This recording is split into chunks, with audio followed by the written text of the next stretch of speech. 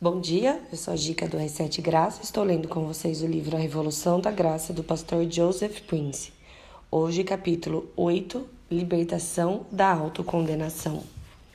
Palavras cruéis, ditas com raiva, ter a confiança traída, promessas quebradas, um relacionamento destrutivo no qual você sabia que não deveria ter entrado. Você já trilhou esses caminhos escuros antes? Muitas pessoas estão vivendo na sombra da culpa e da condenação. Os erros do passado as assombram e essa é uma jornada dolorosamente solitária e árdua para elas. Talvez o homem paralítico que desceu pelo telhado com a ajuda de seus 4 amigos fiéis no livro de Marcos entendesse um pouco disso. A Bíblia nos diz que ele estava paralisado a ponto de poder apenas ficar deitado em um colchão, que foi a maneira como seus amigos o carregaram até a casa onde Jesus estava. Com o homem deitado inteiramente em seu colchão, seus 4 amigos o desceram pelo telhado bem diante de Jesus. A única maneira que encontraram para o amigo aleijado até Jesus e garantir a sua cura. A Bíblia nos diz que quando Jesus viu a fé deles, disse ao paralítico: Filhos, os teus pecados estão perdoados. Marcos 2:5. Para todos que estavam assistindo ao desenrolar dessa cena naquele dia, deve ter sido algo muito estranho Jesus dizer: Os teus pecados estão perdoados. O homem estava claramente paralisado. Ele, obviamente, estava ali para ser curado. O que o perdão tinha a ver com seu estado de paralisia ou de cura? Jesus sabia que era exatamente isso que aquele pobre homem precisava ouvir para que a cura se manifestasse. E realmente, ao ouvir as palavras seguintes de Jesus, levanta-te, toma o teu leito e vai para a tua casa. Então, ele se levantou e, no mesmo instante, tomando o leito, retirou-se à vista de todos, a ponto de se admirarem a todos. Marcos 2, de 11 a 12. O que havia acontecido? Jesus viu, quando ninguém mais era capaz de ver, que aquele homem precisava ouvir que estava perdoado, que Deus não estava o condenando. E essas palavras abriram a porta para sua cura e o libertaram da paralisia. Não é de admirar que os observadores tenham ficado perplexos. O homem passou de alguém que estava completamente imóvel e impotente para alguém ativo, forte e completamente saudável bem diante dos olhos deles.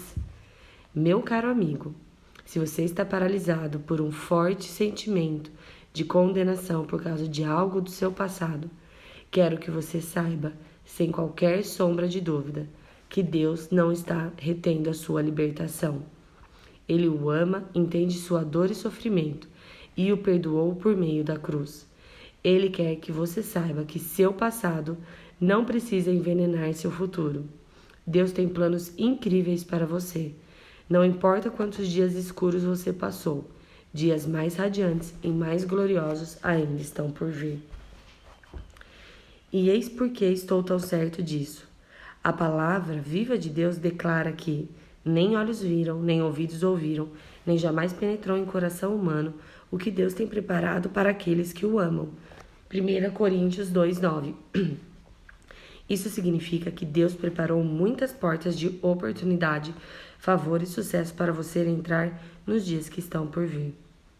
Assim, purificado, o Espírito de Deus vive em você. A Bíblia continua dizendo que, embora talvez você não seja capaz de ver nesse instante as coisas boas que Deus tem para o seu futuro, mas Deus nos revelou pelo Espírito. Ora, nós não temos recebido o Espírito do mundo, e sim o Espírito que vem de Deus, para que conheçamos o que por Deus nos foi dado gratuitamente. 1 Coríntios 2, 10 e 12. Eu tenho uma notícia ainda melhor para você. O Espírito Santo está em nós para nos revelar as coisas que Deus nos deu gratuitamente. Esses são os dons preciosos que não têm preço, como o dom do perdão, o dom da não condenação, o dom da justiça, o dom da vida eterna e os seus diferentes dons do Espírito de Deus que deu a todos nós. Por ser um crente em Jesus Cristo, não apenas todos os seus pecados foram perdoados, você também foi justificado pela fé e pelo sangue. e o Espírito Santo vive em você. Há algo em seu interior que os patriarcas do Antigo Testamento nunca tiveram. Abraão, o amigo de Deus, Tiago 2,23, não teve isso. Moisés, que conduziu os filhos de Israel para fora do Egito, não teve isso. E até Davi, a quem a Bíblia chama de um homem segundo o coração de Deus, Atos 13:22, não teve isso. Eles tinham o Espírito sobre eles, mas não dentro deles. Naquele tempo, o Espírito ia e vinha. Ver 1 Samuel 16, 13 e 14. Salmo 51, 11. Você e eu, porém, fomos purificados tão perfeitamente pelo sangue de Jesus, de uma vez por todas, que o Espírito Santo agora habita em nós e permanece conosco para sempre. Ver João 14, 16, 17. O apóstolo Paulo nos diz que quando passamos a crer em Jesus, ele nos identificou como seus, nos dando o Espírito Santo. O Espírito Santo é a garantia de Deus de que ele nos dará a herança que nos foi prometida e comprada para nós, a fim de sermos o seu próprio povo. Ver Efésios 1, 13 ao 14. Meu amigo, quando você creu no Evangelho e foi salvo, você foi selado com o Espírito Santo da promessa.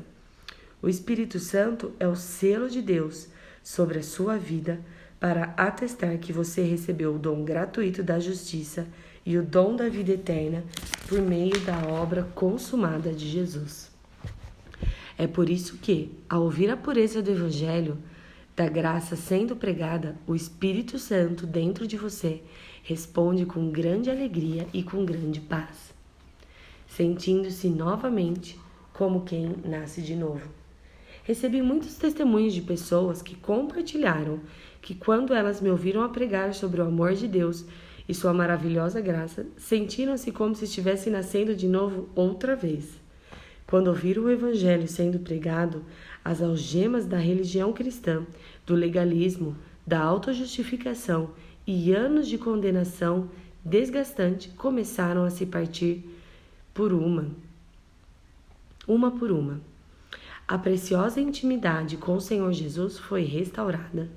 O medo foi substituído pelo seu perfeito amor, as inseguranças pela sua certeza de graça e a dúvida pelo seu forte abraço.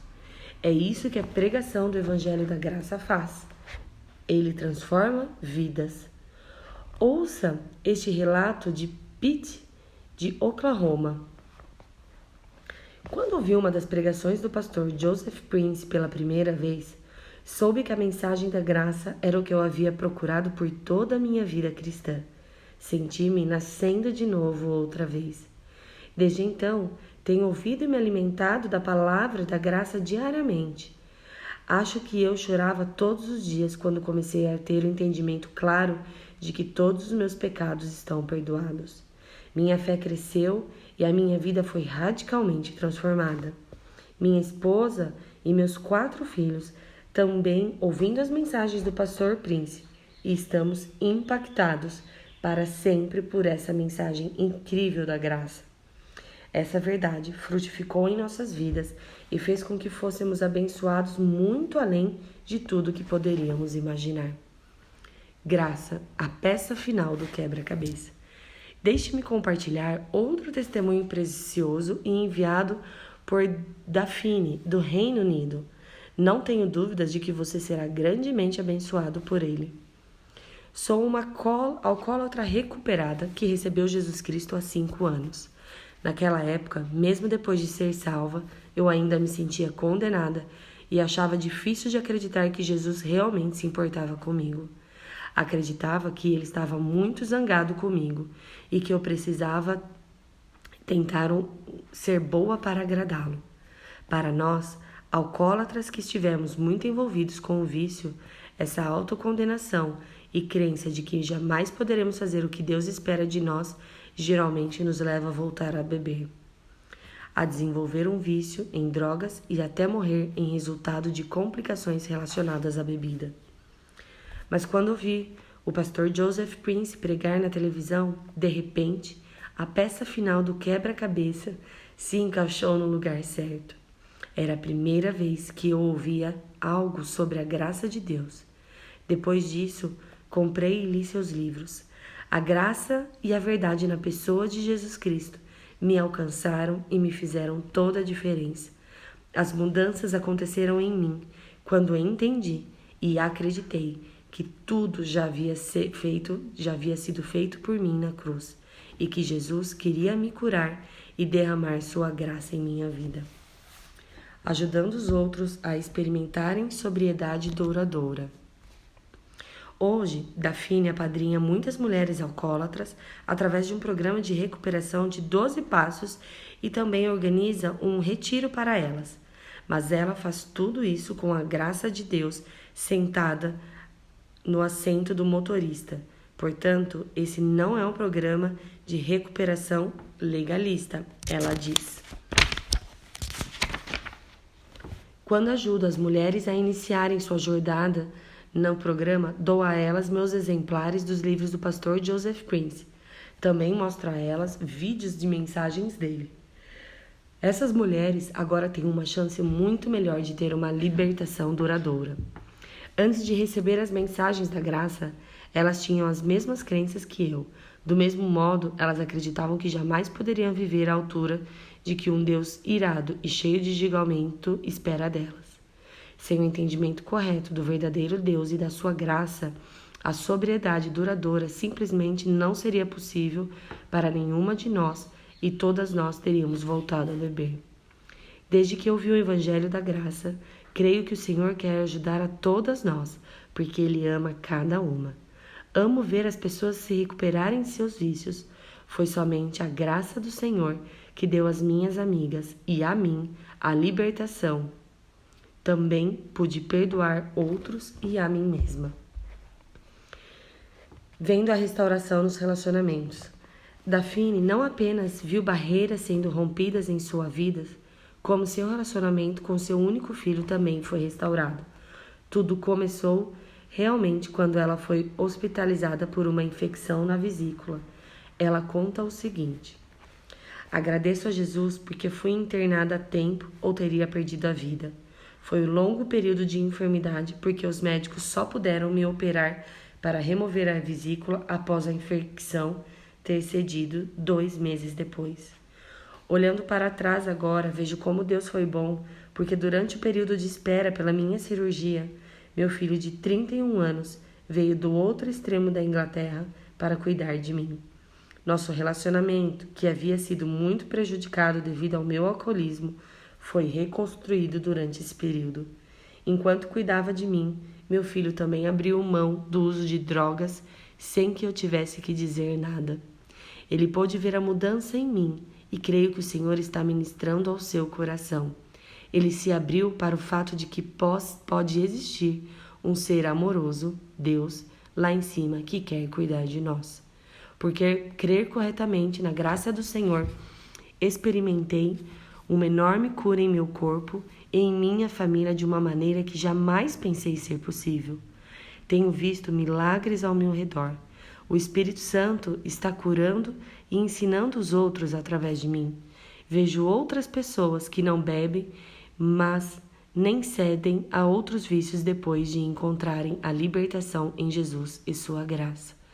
Muitas garotas entre 20 e aos 60 anos de idade estão aprendendo o verdadeiro significado da graça. Jesus nos ama tremendamente. Obrigada, Dafine, por dedicar o tempo para compartilhar sua história poderosa. Concordo plenamente com você. Quando essas mulheres preciosas ou outras pessoas que têm vícios experimentam a verdadeira graça, finalmente encontram a libertação da condenação e de seus cativeiros incapacitantes. Uma armadilha perigosa e cruel. Você é capaz de perceber a partir da história de Dafine como é crucial acreditar no amor de Deus por você? Por causa da graça superabundante do Senhor, o passado não precisa determinar como será seu futuro. Em Cristo, você tem uma nova vida, um novo começo, um novo futuro. O que Deus fez por Dafine pode e quer fazer por você também. Portanto, não permita que a autocondenação subjugue a você. Essa é uma armadilha perigosa e cruel. Ouça como Daphne descreve os seus perigos dessa armadilha.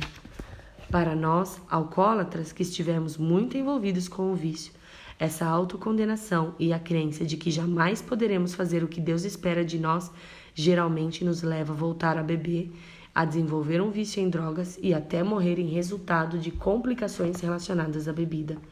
A condenação mata. Seja qual for o vício que você esteja combatendo hoje, a condenação o manterá escravizado a ele. A condenação é um laço que o mantém aprisionado. Ela devora você de dentro para fora. Não podemos nos livrar da autocondenação com a nossa força de vontade. Você não pode se livrar da autocondenação apenas porque deseja fazê-lo. Não pode simplesmente dizer a si mesmo para esquecer os erros que cometeu e as más escolhas que fez. Você pode tentar ao máximo esquecer o passado, mas ele sempre irá se esgueiar sorrateiramente para assombrá-lo. Você já passou por isso? Nossos pecados exigem uma resposta, exigem uma resolução. Eles não podem simplesmente ser varridos para debaixo do tapete. A Bíblia nos diz que a alma que pecar deverá morrer, ver Ezequiel 18:20, e que o salário do pecado é a morte, ver Romanos 6:23. Nossa consciência clama contra nós e exige uma punição pelos nossos pecados. É por isso que você precisa ter uma relação inabalável de sua identidade, de que você foi justificado em Cristo. Na cruz, Jesus tomou seu lugar de punição e condenação e se tornou o pagamento integral por todos os seus pecados. E quando creu em Jesus, você foi justificado pela fé. A cruz do Calvário fez toda a diferença. Ela é a única resposta que satisfará sua consciência culpada. O fundamento para vencer de forma duradoura. Agora, e essa é uma pergunta importante. O que essa justificação pela fé produz? Veja o testemunho de Daphne. Quando recebeu o Evangelho da Graça, ela compartilhou que mudanças aconteceram em mim quando entendi e criei que tudo já havia sido feito por mim na cruz e que Jesus queria me curar e derramar sua graça em minha vida. Quando a mudança e a libertação aconteceram em sua vida, no instante em que ela entendeu o poder da obra consumada de Jesus Cristo, nosso Senhor, e como ela é totalmente justificada pela fé. A cruz, meu caro leitor, é o fundamento para vencer de forma duradoura e ter uma transformação genuína de dentro para fora. Afirmo a você que muitas pessoas não são capazes de experimentar uma libertação duradoura de seus medos, vícios e cativeiros porque não entendem ainda o Evangelho da Graça.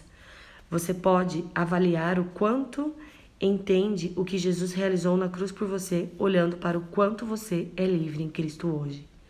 Você está constantemente lutando contra pensamentos de medo, dúvida e culpa e condenação? Está constantemente emaranhado em um hábito ou vício pecaminoso? Se esse é seu caso, você precisa experimentar o que Daphne experimentou.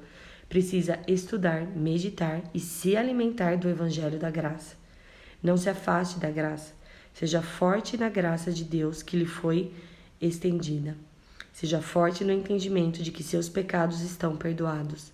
Seja forte no conhecimento de que você foi justificado pela fé da graça. Seja forte na revelação de que hoje você é a justiça de Deus em Cristo. Quando você é forte no Evangelho da Graça, você produz uma vida piedosa, santa e gloriosa. Do mesmo modo que não pode tocar a água e não se molhar, você não pode tocar a graça de Deus e não se tornar santo. E essa santidade é a verdadeira santidade que vem de dentro para fora. É uma santidade que flui de um coração que foi emancipado da autocondenação. Não estamos falando de mudanças externas superficiais, estamos falando de mudanças que acontecem nos recônditos mais profundos do coração de uma pessoa, nas suas motivações e pensamentos. A verdadeira mudança de uma pessoa cujo coração é lavado pelo precioso sangue de Jesus e tocado pela sua graça gera vitórias duradouras. Quando Daphne recebeu a revelação do Evangelho da Graça e soube que todos seus pecados foram perdoados, isso fez com que ela achasse que tinha autorização para pecar? Isso produziu o desejo de voltar a ser uma alcoólatra? É claro que não. A verdadeira graça não faz com que nos sintamos livres para pecar ou gera o desejo de pecar. A verdadeira graça produz o poder para não pecar mais. A verdadeira graça não produz o desejo de adulterar. A verdadeira graça produz o desejo de edificar um casamento forte. A graça fez com que Dafne experimentasse uma libertação duradoura do alcoolismo e da autocondenação. Mas as coisas não pararam por aí. Também produziu nela um desejo de ajudar outras mulheres preciosas que estão lutando contra o alcoolismo e a condenação. Em outras palavras, a fé dela produziu boas obras. Você precisa entender que ela não tem de oferecer seu tempo como voluntária para ajudar essas mulheres. Ela não tem de fazer isso, mas quer fazer. É isso que a graça faz na vida de uma pessoa. Ela a transforma de dentro para fora. A graça nos torna graciosos, bondosos e generosos. O dom da justiça em você produzirá frutos de justiça. Tenho compartilhado ao longo dos últimos capítulos as boas novas que você foi justificado pela fé em nosso Senhor Jesus, porque ela não apenas liberta da autocondenação e dos cativeiros, como também produz a verdadeira santidade e boas obras em sua vida. Mas, Pastor Prince, e quanto ao livro de Tiago, que diz que uma pessoa é justificada pelas obras e não apenas pela fé? Essa é uma pergunta excelente e vou respondê-la para você. É importante que os cristãos entendam o que Tiago quer dizer, ou eles voltarão a tentar se justificar por obras e acabarão se sentindo condenados quando falharem. Creio que você está se referindo a este versículo de Tiago. Verificais que uma pessoa é justificada por obras e não por fé somente. Tiago 2:24. Ora, creio que não há contradição entre o que Tiago diz e o que o apóstolo Paulo ensina. O que muitas pessoas não entendem é que Tiago está se referindo aqui à justificação diante dos homens. Jesus disse: assim, brilhe também a vossa luz diante dos homens, para que vejam as vossas boas obras e glorifiquem a vosso Pai que está nos céus. Mateus 5,16, grifo do autor. Quem vê as suas boas obras? Os homens. Tiago disse: se um irmão ou uma irmã estiverem carecidos de roupa e necessitados de alimento cotidiano, e qualquer dentre vós lhe disser: ide em paz, aquecei-vos e fartai-vos, sem contudo lhes dar o necessário para o corpo, qual é o proveito disso? Assim também a fé, se não tiver obras, por si só se torna morta. Você observou como a boa obra de dar aos necessitados é feita diante dos homens e aos homens? Como você pode ver, as pessoas não podem ver com os olhos físicos que você foi justificado pela fé. Elas não podem ver que Deus tornou você justo. Elas condenam ou justificam você com base nas suas ações. Você pode dizer a seus amigos: Deus me justificou e me tornou justo através da fé em Cristo. Mas eles não necessariamente acreditarão em você ou darão peso à sua palavra até que vejam as suas boas obras. Em seu testemunho, Dafne descreveu como seu filho pôde ver a mudança nela e que, por sua vez, o estimulou a ser mais aberto para o Senhor e abrir mão do uso de drogas. Dafne não apenas ficou sóbria, como também estava alegre e cheia de perdão. E ainda por cima, ela estava dedicando a sua vida a ajudar outras mulheres a se libertarem do alcoolismo e das drogas. As boas obras praticadas por ela a justificam aos olhos de seu filho. Como verdadeiramente nasce a prática das boas obras e bons frutos? O problema da igreja hoje é que estamos focados nas obras.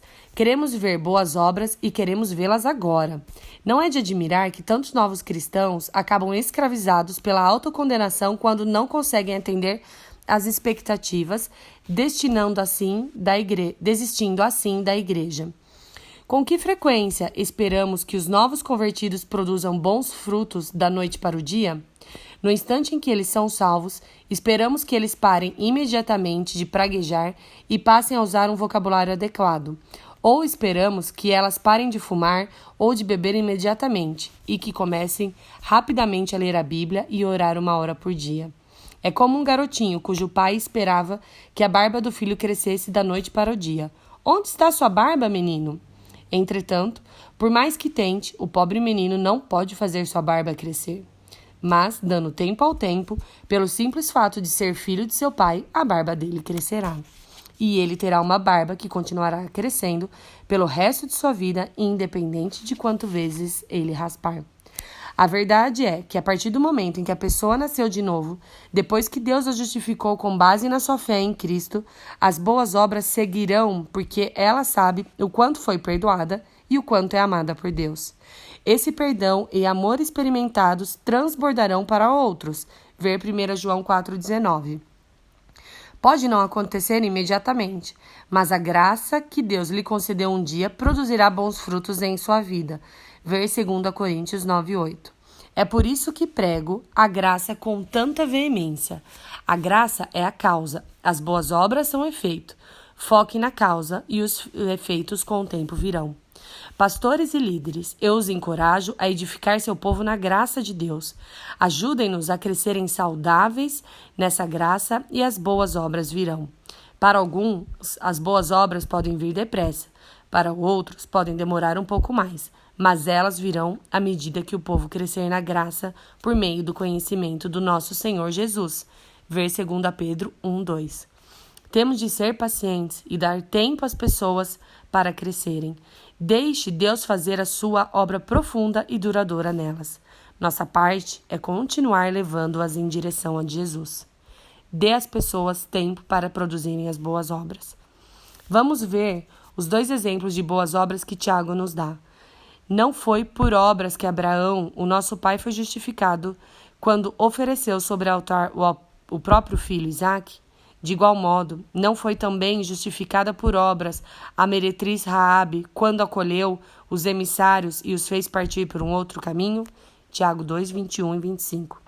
Tiago cita a oferta de Abraão ao oferecer Isaque e a ajuda de Raabe aos 2 espias israelitas como as boas obras.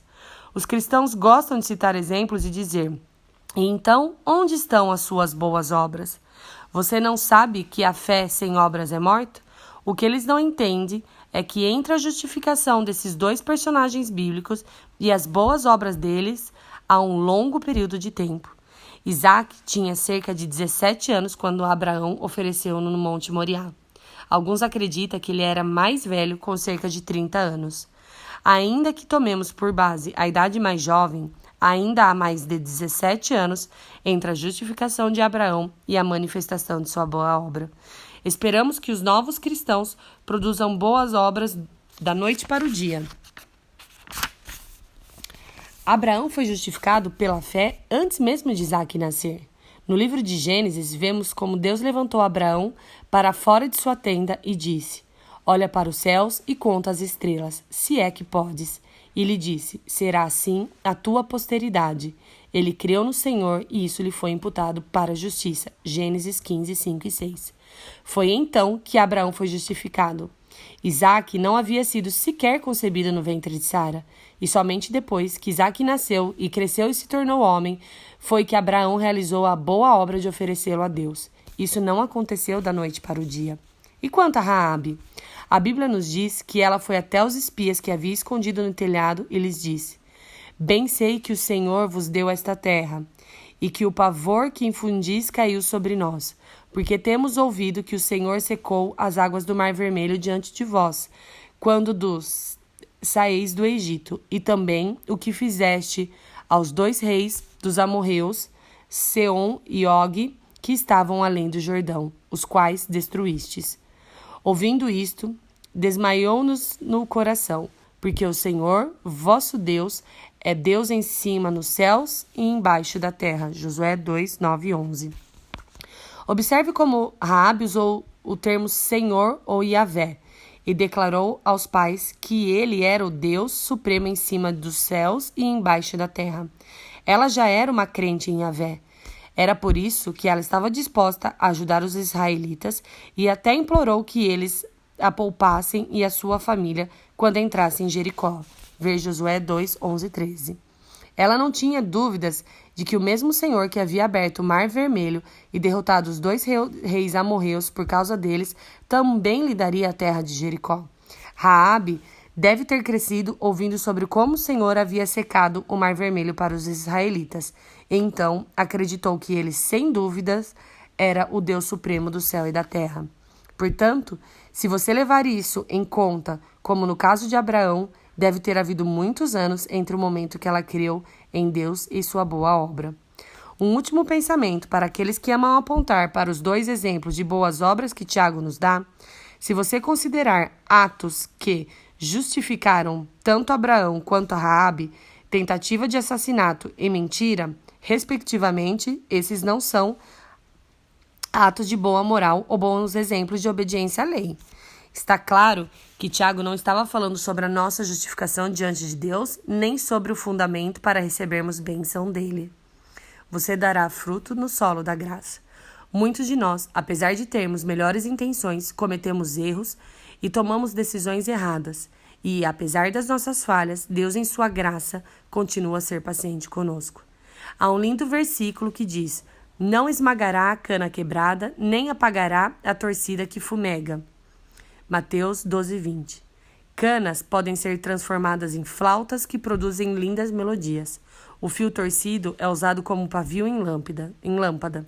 Meu amigo, quando você perder sua canção, quando o fogo em você estiver morrendo, Deus não irá quebrá-lo ou apagá-lo e deixar você jogado de lado. Ele não vai desistir de você.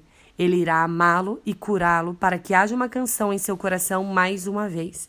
Ele reacenderá sua paixão por viver para ele e para a sua glória à medida que você enxergar o amor dele por você.